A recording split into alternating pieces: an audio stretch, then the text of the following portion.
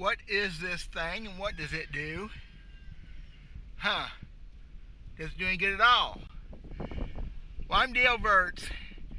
We'll talk about this because this is about as old school as it gets. I'll be right back. That little bass. Little one, but I want him. I want them all. I imagine there's a bunch of y'all have never run a chainsaw to speak of. Never cut firewood like I cut. It's an amazing thing when you get one sharp, it's cutting perfect, it's cutting deep, it's cutting effortless, straight, beautiful, and then you hit that one little rock that you was looking for and didn't see. Sometimes you hit medium-sized rocks, sometimes you hit big rocks. It's just, that's where I'm at. What was I talking about? Oh yeah, that transom saver. We're going to talk about that in just a minute. I had a good question about that, something I've been wondering about. But first off, it's like a boat maintenance thing, especially for the two-stroke guys like I am, Optimax, I'm back, HPDI, E-Tex, whatever you ran. Fuel. I sold boats for a lot of years, was around some really good techs over the years. Saw every issue you could have with a boat. We could do a video series. Matter of fact, I'm trying to talk my Lloyd Marine guys where I get my work done to start a channel. The things you see and the things you put up with. I guess it's probably been done before. We can do it our own unique way. They could anyway. They're great mechanics, great guys. Yeah, I know you're watching. Anyway, fuel. Y'all, you can't be fudging on fuel. My chainsaw there, that doesn't help me run the rocks with the chain, but I'm running non-ethanol good fuel. Well, as good a fuel as you can get without going avgas or something stupid. Ethanol, alcohol is a killer to two-stroke engines. I think we're beyond the days of fuel lines degrading and all them little black little BBs would show up. Oh my gosh, the stuff it has done to motors over the years.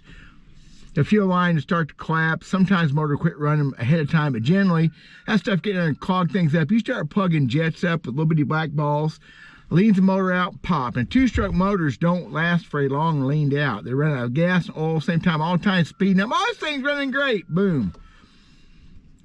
It's cheap insurance. What brought that to mind, besides I had a question about it, my old boat out here, sometime this next week, I'm going to be fishing, hopefully. It's due for fuel. I don't use a lot of fuel. There's times I only start the motor once or twice a day. That's just a fact. I need to get over that, I'm afraid. But I was thinking about this. I'm going to have to put fuel in it. I'm probably down to 15 gallons in the boat. I've got 2 tanks. I like to always leave, you know, whatever, my way of doing things. Last time I put fuel in was $3.25 a gallon. It's $4.29 for that gas now. Ouch! I don't let my fuel tanks get very low. It don't hurt quite so much. I'm gonna have to put, I'll put 15, 20 gallons in that one tank though. It's gonna hurt, it sucks, but it is so important. These two-stroke motors, high rev and high performance, they're basically race car engines. That old motor there is a fairly high RPM motor. You get bad gas in there with attracts water, and ethanol attracts water. We filled a beaker up years ago with gas. Hot summer, humid day. We set it out, and 6 hours later, it had water in it. Well, it could have been the fuel. We took it out. The next 24 hours later, it had a little bit more. Almost more liquid was in that beaker than was to start with. Now, gas evaporates, so think how much water is pulling out of the atmosphere. Same thing happens in a boat. Now, yeah, you got sealed tanks and all that, but anyway, water is attracted to alcohol. Alcohol then separates that water from the fuel. You get a straight shot of alcohol with no oil. It's because oil and water don't mix. I know it's an expensive proposition, but even my chainsaw, which on a good year, I'll burn, you know, 6, 7 gallons of chainsaw fuel. Luckily, it's not so much this year.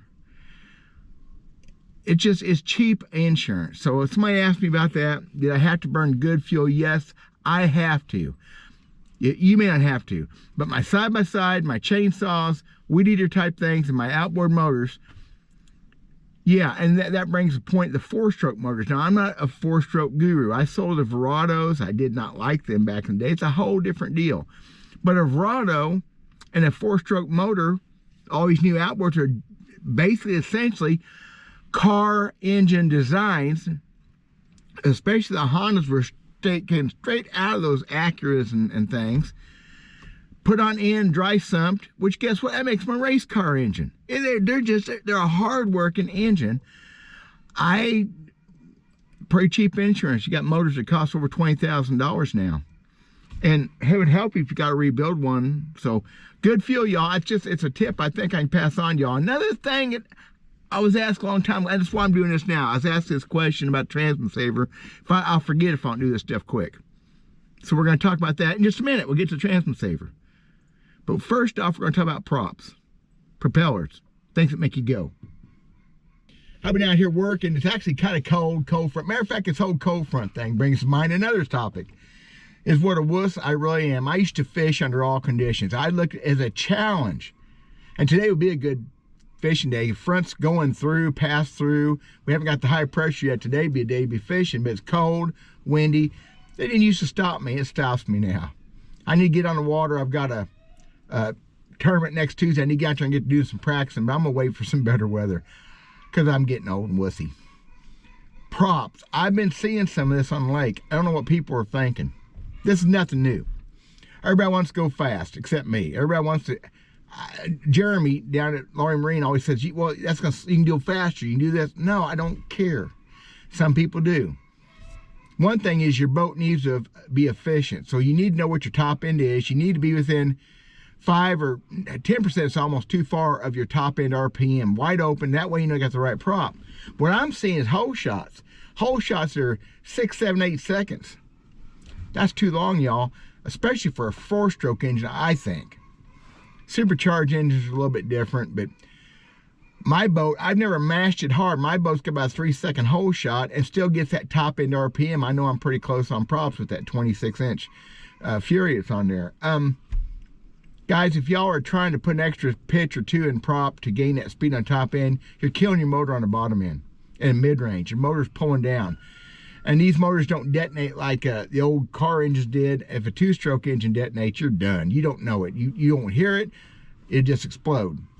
But when you're bogging an engine down, you have more chance of detonation, more wear on bearings, more wear on top end, more wear on everything that ties them together.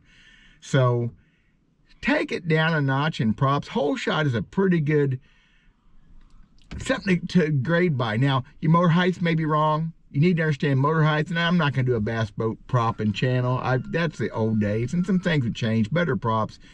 But your motor height's wrong, your motor's buried too deep in the water. Well, you're trying to go fast, your motor needs to be up anyway, so I guess that shouldn't happen. But I've been seeing some modern bass boats going, boo, and y'all, you're going to blow that motor up. If your partner's got to get up in front deck and jump up and down, you're overpropped. Or you have another issue. 5, 6 seconds is pretty max on a hole shot, I believe. Back in the day, we said 7 seconds.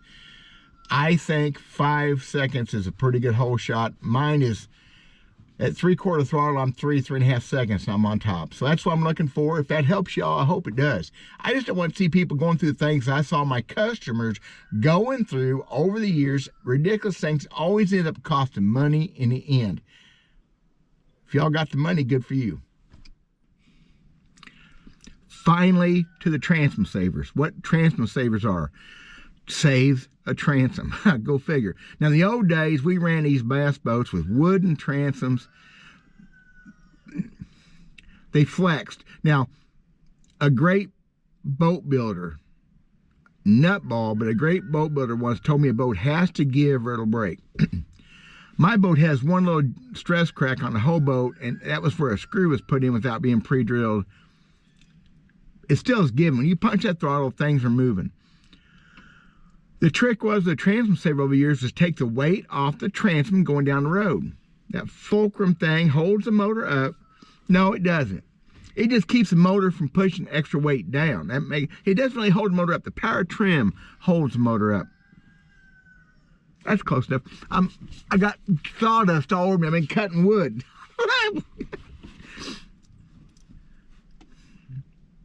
I'm a nutball, I know. So, the transom saver is holding the motor in a position where it cannot bounce and flex on the transom. Not as important as it was back in the old wooden golly, junk days. Oh man, transom just turned to dust. No silicone in the boat holes, a million things like that. But what happens is nowadays, 5 years ago, 6 years ago, when my buddy got a brand new Skeeter. Cool. 21 footer, deuce and a half, Yamaha. We go down the lake and all that. It runs great. So I'm helping him take it off the trailer and put it back on. I'm helping him the tie downs. You got to crawl underneath it and all that. Anyway, got power poles in the way and it's all awesome. But this block, I'm looking at it. What is it? Well, he put it underneath the motor, trimmed up and trimmed it down against the motor mount, and it stopped. And I said, what's that? That's a transom saver. I walked, no it ain't. Oh yeah it is. So that was that. You don't argue with everybody. I don't argue with everybody. My wife taught me that years ago. His new boat's the same way and everybody else's is too. It's a fancy block that goes underneath there and holds the motor away. Guys, that ain't no transom saver. That's not taking any weight off the transom. If anything, you're adding a couple pounds. I don't get it. And I haven't done any research because I don't care. My transom saver works. That motor is gonna bounce some. It's pure physics, and especially a big old heavy four-stroke. That Yamaha outweighs that motor by 200 pounds, or better. Verado outweighs it by 200. I mean, yeah. So it's back there. It's bouncing going down the road. And if you drive around roads like we do, trust me, they're bouncing. Hey, check out the link in the description below for Solar Bass sunglasses. Some really great glasses. They've got 25% off for the rest of this month with a $30 mystery gift box. Oh yeah, good stuff. Guys, the man owns a company. He's a bass fisherman. You just don't get no better than that. So that's a transom saver. That's what I believe in using. The weight of that motor bouncing is supported by the trailer. The strength in there is so much more than just something right here, which basically, I don't know, maybe keeps the flex out of the midsection. I don't know. I believe that's the way to go. That's old school right there. Let me know what y'all are thinking. Any ideas? Anything you want to talk about besides forward-facing sonar? Oh, didn't get through the video. I had to say that. Whatever. It's boring. It's all boring. I got a lot of stuff I want to talk about, but anything y'all want to see? I'm just trying to do it simple, old school, having fun, waiting for spring again. God bless you guys. Thanks for watching. We'll talk at you later.